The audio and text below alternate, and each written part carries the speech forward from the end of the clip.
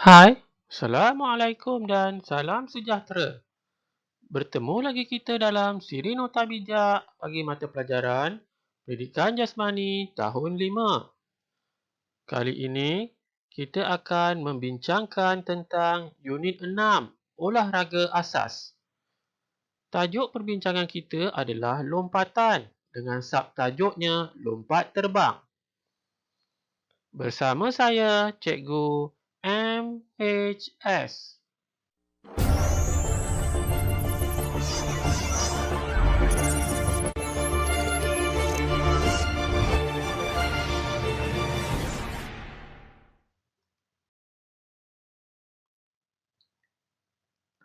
Standard kandungan kita pada kali ini adalah 1.10. Melakukan kemahiran asas lompatan dengan lakuan yang betul. 2.10. Mengaplikasikan konsep pergerakan dan prinsip mekanik dalam kemahiran asas lompatan. Manakala standard pembelajaran kita adalah 1.10.1. Berlari dan melompat menggunakan sebelah kaki dan mendarat dengan kedua-dua belah kaki pada satu jarak. Dan 2.10.1 mengenal pasti perkaitan antara kelajuan berlari dengan jarak lompatan.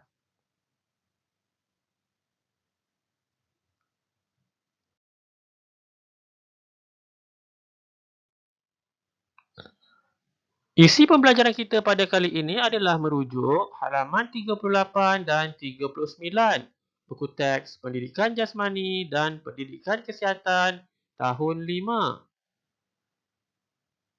Mari kita baca apa yang tertulis pada halaman 38 buku teks kamu.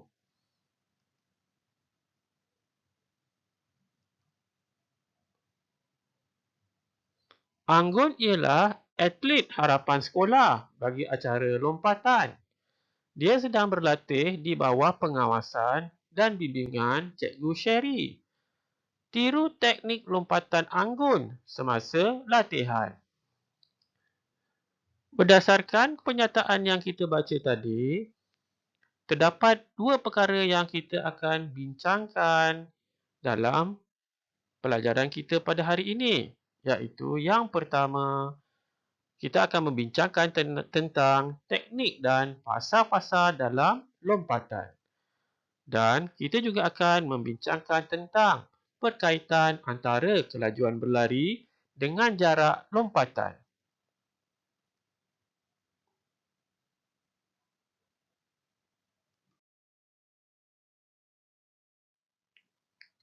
Sebagai permulaan, mari kita rujuk bahagian informasi yang terdapat di halaman 39 buku teks kamu. 3 gaya dalam lompat jauh iaitu gaya layar, gaya gantung dan gaya tendang kayu. Ini adalah informasi awal tentang acara lompat jauh yang kita akan bincangkan. Cikgu akan memberikan gambaran yang lebih jelas sebagai panduan kepada kamu tentang ketiga-tiga gaya dalam acara lompat jauh ini. Yang pertama, gaya layar. Bagaimana cara gaya layar oleh peserta lompat jauh? Inilah gambar menunjukkan bagaimana gaya layar dilakukan oleh peserta lompat jauh. Yang kedua adalah gaya gantung.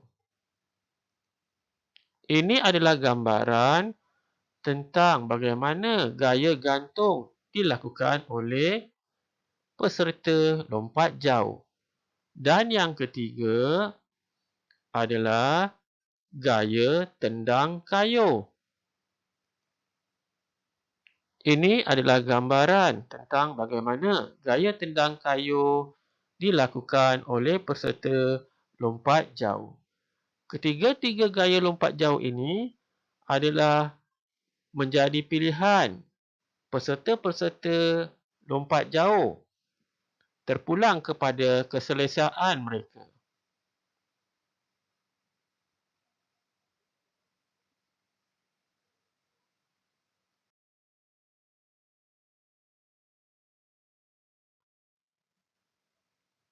Seterusnya kita akan membincangkan tentang fasa-fasa dalam acara lompat jauh. Terdapat 4 fasa yang perlu dilalui oleh para peserta lompat jauh sebelum mereka dapat melengkapkan acara ini. Yang pertama dikenali dengan fasa lari landas ataupun penujuan. Yang kedua dikenali dengan fasa lonjakan. Yang ketiga dikenali dengan fasa layangan.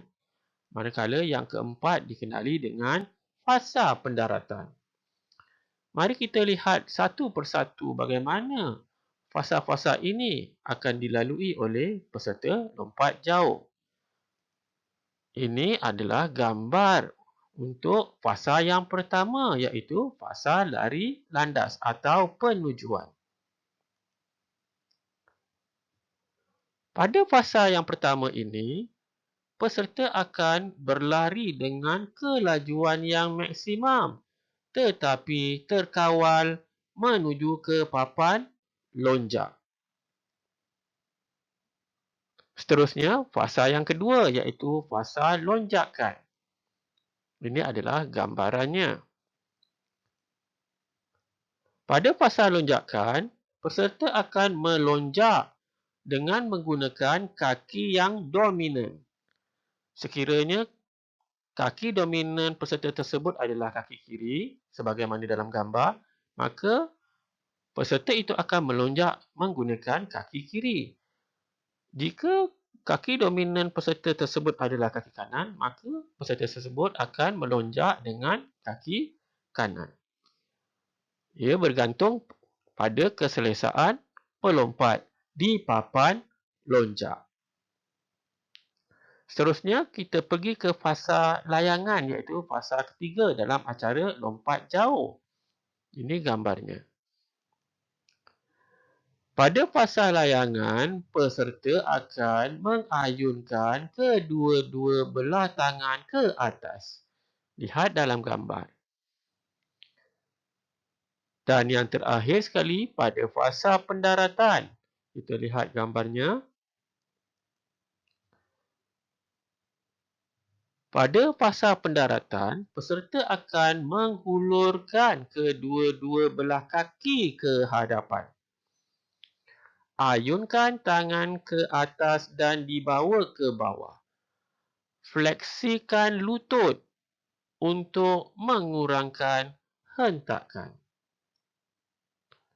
Jadi, lengkaplah sudah keempat-empat fasa yang perlu dilakukan atau dilalui oleh para peserta lompat jauh. Mereka perlu menguasai keempat-empat fasa ini jika mereka hendak melompat pada jarak yang jauh.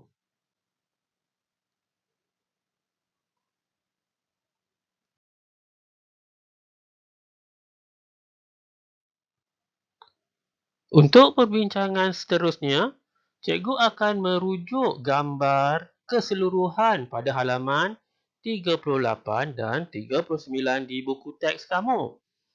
Sambil itu, cikgu akan menerangkan tentang bagaimana cara bermain acara lompat terbang dan cikgu juga akan menyelitkan tentang informasi-informasi yang dinyatakan pada halaman 38 dan 39 buku teks kamu. Ini adalah cara bermain permainan lompat terbang. Yang pertama, bentukkan beberapa kumpulan murid. Kedua, setiap ahli kumpulan diberikan 2 percubaan untuk melakukan lompatan sebelah kaki dan mendarat dengan kedua-dua belah kaki. Yang ketiga, mata dikira berdasarkan jarak lompatan. Dalam gambar, kamu boleh lihat terdapat beberapa angka ditulis pada tempat pendaratan. Itu adalah mata-mata yang boleh diperolehi oleh para peserta di mana tempat mereka mendarat. Ada mata, ada satu mata, ada dua mata, tiga mata, empat mata, lima mata dan seterusnya. Semakin jauh peserta melompat, maka semakin tinggi mata yang mereka dapat. Yang seterusnya, mata dikira berdasarkan jarak lompatan. Dan terakhir, kumpulan yang mengumpulkan mata yang tertinggi ialah pemenangnya. Sambil itu, mari kita lihat beberapa informasi sebagaimana yang cikgu sebutkan tadi yang terdapat pada buku teks kamu. Untuk mendapatkan jarak lompatan yang jauh, kelajuan berlari fasa lari landas perlu ditingkatkan. Ya, betul. Sekiranya peserta ingin mendapatkan jarak yang jauh, mereka perlu berlari lebih laju sewaktu menuju ke kayu lonjakan. Jika mereka berlari perlahan, apakah yang akan terjadi pada lompatan mereka? Sabar. Sebentar lagi cikgu akan terangkan. Kita tengok informasi yang kedua. Lonjakan yang kuat membolehkan kita berada lebih tinggi dan lama di udara. Ini juga penting kepada para peserta. Selain daripada berlari laju, mereka juga perlu mempunyai kekuatan lonjakan untuk memastikan mereka lebih tinggi berada di udara dan lebih lama di udara, membolehkan jarak yang lebih jauh untuk mereka mendarat. Seterusnya, mari kita lihat soalan kebat yang terdapat di halaman 39 buku teks kamu. Apakah soalannya? Apakah yang berlaku jika kamu berlari dengan perlahannya ke papan lonjak? Jelaskan. Inilah yang soalan yang cikgu suruh kamu bersabar tadi kerana kita akan menjawab soalan ini. Apa yang berlaku sekiranya peserta atau atlet berlari dengan perlahan menuju ke papan lonjak? Sekiranya atlet berlari dengan perlahan ke papan lonjak, maka apakah jawapannya? Atlet itu tidak akan dapat melonjak lebih tinggi kerana lonjakan itu mesti dibantu oleh kelajuan larian peserta.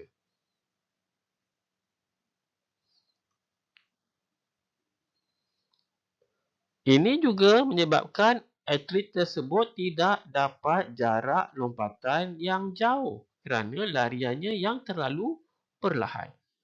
Jadi kesimpulan yang boleh kita buat di sini adalah sekiranya peserta ataupun atlet ingin mendapatkan jarak lompatan yang jauh, mereka perlu berlari laju sewaktu menuju ke papan lonjak. Dan mereka juga perlu ada kekuatan lonjakan yang lebih tinggi supaya mereka berada lama dan melayang di udara sebelum mendarat jauh ke tempat pendaratan.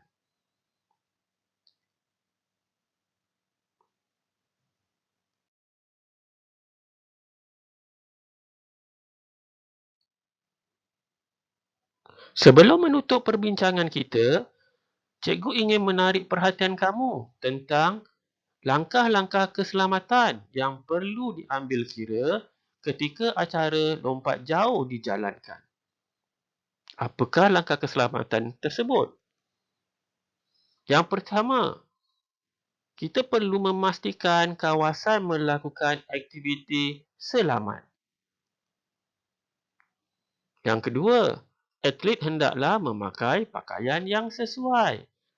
Ya, sudah tentu atlet atau murid yang ingin mengambil bahagian dalam acara lompat jauh perlu memakai pakaian sukan dan seluar trek serta kasut jika mereka hendak. mengambil bahagian dalam acara lompat jauh.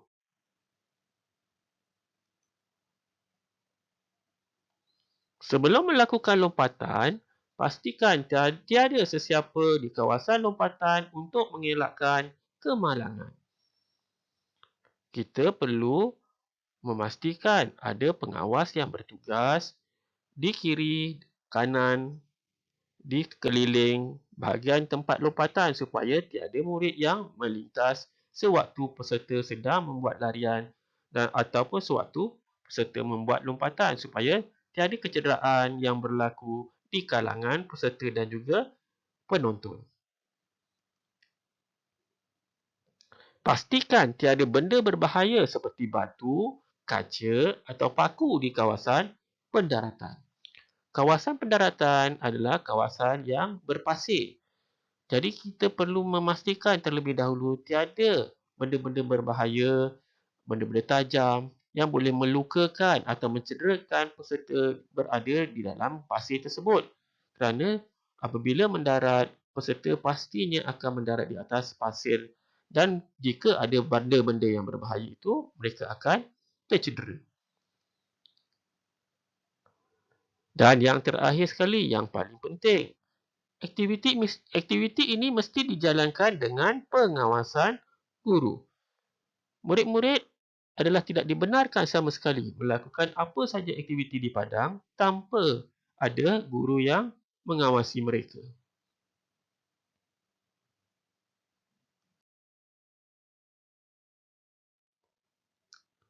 Alhamdulillah, selesai sudah perbincangan kita mengenai tajuk lompat terbang yang merujuk atau memfokuskan kepada acara lompat jauh.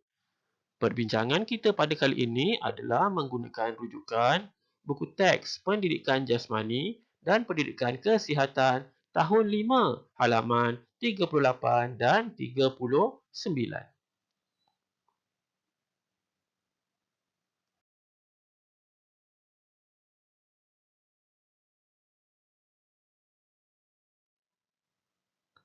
Semoga apa yang disampaikan pada kali ini akan memberi manfaat kepada kamu semua.